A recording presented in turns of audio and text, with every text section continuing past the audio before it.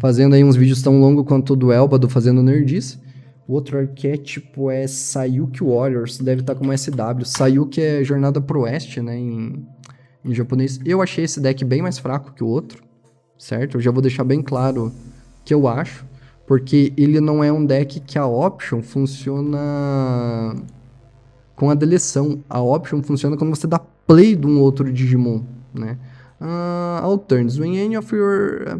Quando o outro do seu Digimon com essa trait for jogado, delay. Você pode... Você tracha ela e digivolve algum Digimon seu para um dos Saneiketsu, né? Um dos 3 heróis lendários. São 3 herói, né? Enfim, que são 3 heróis. Eu já achei eles bem mais fracos. Eu vou comentar disso, eu vou fundamentar minha resposta. E eu também não gosto desse estilo de jogada de você ter que dar um play de um bicho grande. Tá bom, pode não ser um grande, pode ser um level 3. Mas eu não gostei tanto da interação. Talvez seja só uma questão de preferência mesmo. O Digitama, muito sinérgico à ideia do deck, né? O Any of Your Orders, Sayuki Warriors Traits. Quando o outro dos seus Sayuki Warriors é jogado, esse Digimon pode digivolver para um Digimon dessa trait por 2 aumentos. É sinérgico com a ideia da option, né? Então você nota que ele é um arquétipo que vai funcionar muito mais com Digimon sendo jogados. A gente vai ver como que faz isso bem fácil daqui a pouco. Nós temos o Kakamon, que é o Digimon desenhado pela Iori, minha desenhista favorita do Digimon Card Game. E ele tem um Start of Man Phase, ou seja, um efeito recorrente enquanto ele não é tirado pelo adversário, que trachando uma carta, você compra uma carta e ganha uma memória. Eu acho um efeito bem legalzinho, eu acho que se você enfrenta Sayuki Warriors, você tem que tentar tirar ele, seu adversário, e começar a usar vantagem disso. Nós temos o Kamemon, que se eu não me engano é a busca clássica, também foi desenhado pela Iori, e ele é a busca clássica, revela top 3, pega 2 cartas de acordo com as traits. E aí nós temos o Takinmon, que é o Digimon que digivolve por custo reduzido. Lembrando que tanto ele quanto o Gasomon precisam estar fora da breeding para digivolver por custo reduzido, certo? Esses são os levels 3 que nós temos, né? Que nem eu falei assim, são os levels 3 padrão. Eu vejo que talvez sejam levels 3 ok. Rapidinho, vamos falar dos levels 4. Nós temos o Apemon, o macaco, né? Ele tem um on play, o digivolve, detrachando uma carta, compra 2. É um efeito diferente do Kakamon, que o Kakamon compra uma e gera uma memória. Ele compra 2 e não gera memória. O que é melhor, comprar 2 ou comprar uma e gerar uma memória? Eu acho que meio que depende da situação, mas normalmente eu prefiro comprar 2 cartas. Ele tem Hide, que é a característica de vermelho, vai bater no Digimon que não está suspenso. Nós temos daí o Gawapamon, que you may return one of your opponents level 4 ou lower, e ele é blocker, né? Só que ele devolve pra mão. E aí você já começa a ver como eles são mais fracos, né? Você devolver um level 4 ou menos pra mão é problemático, porque muitas vezes você vai acabar devolvendo, tendo alvo válido somente pros levels 3. E muitos levels 3 são Digimons que na jogada deles no on-play, da busca. Ainda bem que é um efeito opcional, então você não precisa ativar, certo? Mas você fica devolvendo para mão os levels 3 de busca, eu acho bem fraco, né? Então você vai evitar de fazer isso, vai procurar, por exemplo, devolver um level 4 que foi construído numa stack que estava na breeding para tirar o ovo e tirar o level 3 que estava embaixo, mas ainda assim eu acho que o efeito de bounce para mão em 2026 para Digimon de nível baixo, eu acho muito fraco esse efeito. Por um nível alto, que vai perder uma stack grande, até vai, mas por um nível 4, ficar devolvendo pro adversário, eu não gosto. E aí nós temos o Hakubamon. Um Spartanier may play or use one card with the hand with the cost reduzido by 2. Isso é legal, esse é um efeito realmente legal, vai permitir você jogar as options, ou jogar um level 3 por apenas 1. Né?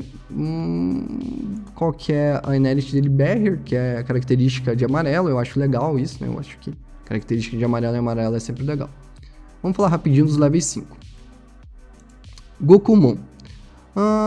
Um dos Digimons do oponente ganha menos 4.000 pelo turno, e um dos seus outros Digimons ganha Alliance. Ele tem Hide, que é característica de vermelho, ele dá DP Drop, que é característica de amarelo, ele tem o Alliance, que não é necessariamente uma característica de vermelho, mas ele ajuda a causar mais dano na segurança, que aí sim eu vejo característica de vermelho, então acho legal, ficou bacana o design dele. When attack, once per turn, you may delete one of your opponent's Digimon with 6,000, ele deleta um Digimon do adversário que tenha menos 6.000 de DP. E eu já vou falar porque que eu acho meio meh esse deck. É por causa dessas inéditas. Tanto dele quanto da Chohakaimon. É Chohakaimon? É, Chohakaimon. Tem o Sangomon, certo? Sangomon. Blocker. Play when Digivolve. One of your opponent's Digimons. Um dos seus Digimons do seu oponente não pode suspender até o turno dele terminar. E depois um dos seus Digimons ganha Alliance, né? Pra bater causando mais dano. Como eu falei pra vocês, Alliance é meio que uma característica de todas as cores vão ter mecânicas de Alliance. Mas notem, você tem um efeito que é um pouquinho melhor que o do Shellmon, só que num level 5, né? Entende? E aí nós temos Sanzomon, que é level 5 dos Digimon Sayuki Warriors. Você pode adicionar o topo de segurança para sua mão e depois disso, se você tiver 2 ou menos cartas, você recupera. Característica bem de amarelo, não vou querer ser chato que critique sobre isso, afinal de contas é uma característica bem de amarelo. Quando sua segurança é removida, você pode jogar uma carta com Gokumon no texto, ou com a trait Sayuki por -2, aí você vai dar Assembly, por aí vai. Então ela é quem facilita você a fazer jogadas de Digimons e tirar proveito da Senketsu Invitation. Convite, né? Convite aos 3 heróis lendários. Não acho que seja a carta que faz o arquétipo ficar tão bom, mas tem ela. E aí nós temos qual que é a inherit dela mesmo? Quando ataca, ela dá menos 4.000 de DP. Também é para controle de board, igual do Gokumon, só que mais fraco, né? O Gokumon, ele deleta Digimons com 6k ou menos, enquanto que ela dá menos 4. Ela pode, por exemplo, fazer um Digimon que seria um blocker legal, ficar como um blocker fraco, né?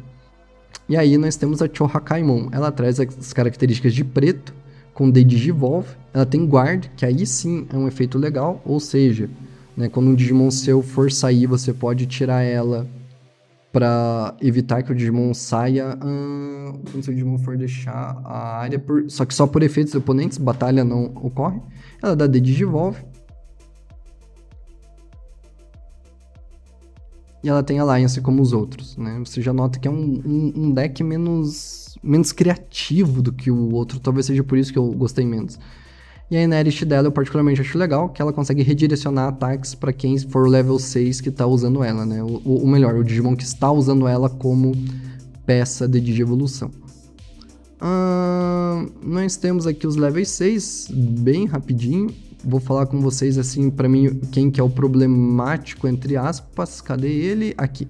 Nizamon. Nizamon eu vi muita gente elogiando, muita gente falando que é forte, eu não acho que ele é fraco.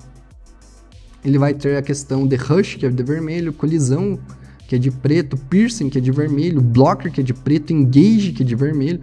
Então ele é um Digimon que vai entrar batendo, certo? Como ele tem colisão, ele vai forçar um Digimon do adversário que esteja apto a bloquear a estar bloqueando.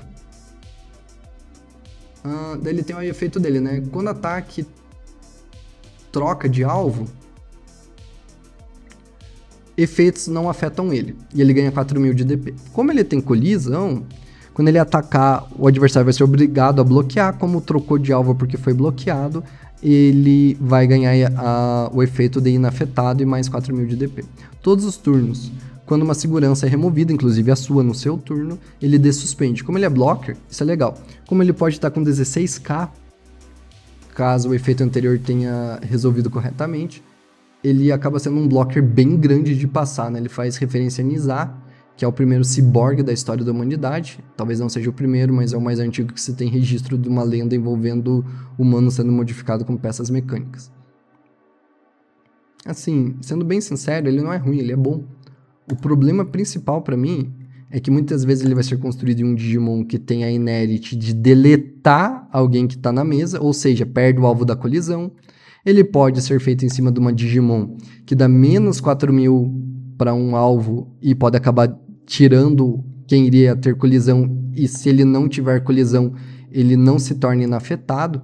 Então eu vejo que é menos sinergético as stacks quando você constrói elas, né? Você não quer perder um alvo muitas vezes com Nizar. Ah, mas e se eu estiver enfrentando uma mesa cheia e querer tirar com Nizar? Legal, show de bola. Mas eu tive várias vezes que eu simplesmente perdi alvo de colisão por causa disso. Por causa desse controle de board. O efeito da Chohakaimon nele, aí é bom. Porque aí permite, por exemplo, você puxar um ataque, bloquear outro ataque. Aí você, como o ataque foi redirecionado, ele dessuspende não, ele ganha inafetado até o final do turno do oponente. Aí fica forte. Tem o Erlangmon, pra mim é uma grande decepção. Erlang Shen, pra quem não conhece, é um seinin de artes marciais que derrotou Sun Wukong na Jornada pro Oeste original. As versões que cita Buda fazendo isso são versões pós-século... São versões mais recentes, eu não sei que século que é isso, mas eu sei que as originais é Erlang Shen, um herói chinês que derrota ele. Aí eu vejo um cara tão porradeiro que derrotou Sun Wukong numa luta, simplesmente sendo algo completamente defensivo. Certo? Ele até é legal e muito sinérgico quando ele tá com o Takatoumon.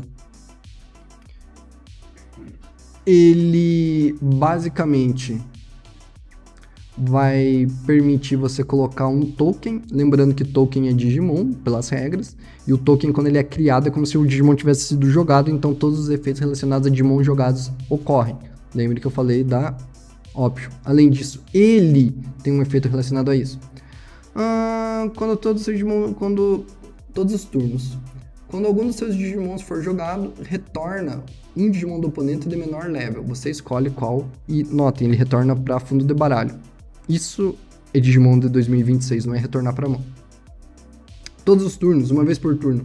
Quando qualquer um dos seus Digimons for deixar a Battle Area, você pode jogar um level 5 ou menos da sua mão ou da Digievolução do Erlang, né? E daí quando você joga, ativa o Alternes do Takatoumon. Então eles acabam meio que um protegendo o outro. Eu sinto que você fazer os dois junto ali na mesa é uma jogada muito mais forte do que você ter um Nizamon, muitas vezes. Não que o Nizamon seja ruim, né? É só que eu vejo ele pouco sinérgico com o restante das cartas que estão vindo na coleção.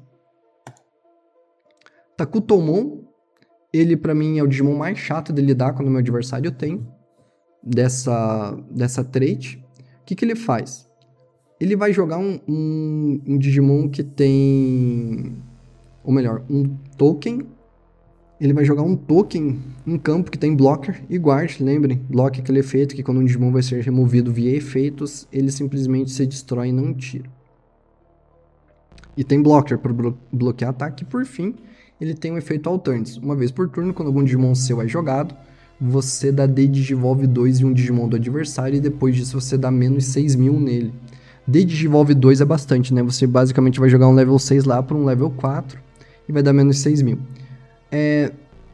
Ele tem counter, ou seja, se você atacar ele pode gerar um token, o token entrando conta como um Digimon, ele dá D-Digivolve, dá menos os 6.000, então ele acaba sendo um Digimon forte para esse tipo de situação. Minha opinião sincera, isso daqui é Digimon de MD1, que o teu adversário não sabe o que faz, que o seu adversário é pego de surpresa.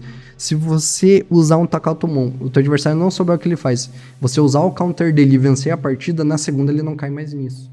Então talvez no Japão, que é um formato MD1, ele veja mais jogo do que no Ocidente. É isso desse arquétipo, né? Tem o Seitengokumon, que para mim é uma ameaça muito menor do que o Susanomon é no outro baralho.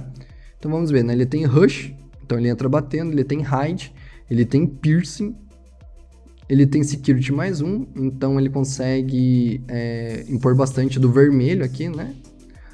On play when Digivolve. Um dos Digimons do seu oponente ganha menos 8.000 até o final do turno.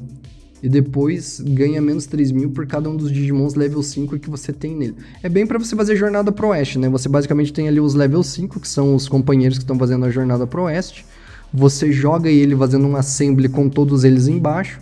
Então você vai conseguir colocar 3 deles, né? Seja Gokumon, Sangomon, Chihokaimon, Sanzomon, na combinação que você quiser.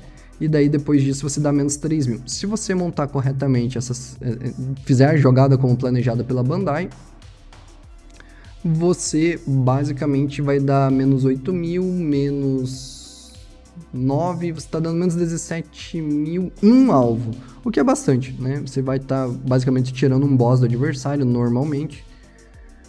E todos os turnos, quando esse Digimon vai deixar a área, sem ser pelos seus efeitos, você pode jogar 2 Digimons level 5 que tenha Gokumon no texto, ou seja, um Sayuki Warriors das Digivolution, né? Olha, gente, ele é legalzinho, mas ele nem se compara ao que é um Susanomon entrando no outro arquétipo. É uma ameaça bem menor. O Susanomon faz parte desse arquétipo, mas eu não acho ele tão sinérgico, porque ele é uma jogada cara, que você normalmente vai perder o turno, passar o turno, melhor falando, fazendo ele, só que aqui você não tem que execute, então ele não entra batendo, né? Talvez vocês tenham algum comentário para complementar isso que eu tô falando desse arquétipo, mas eu achei ele bem mais fraco do que o outro.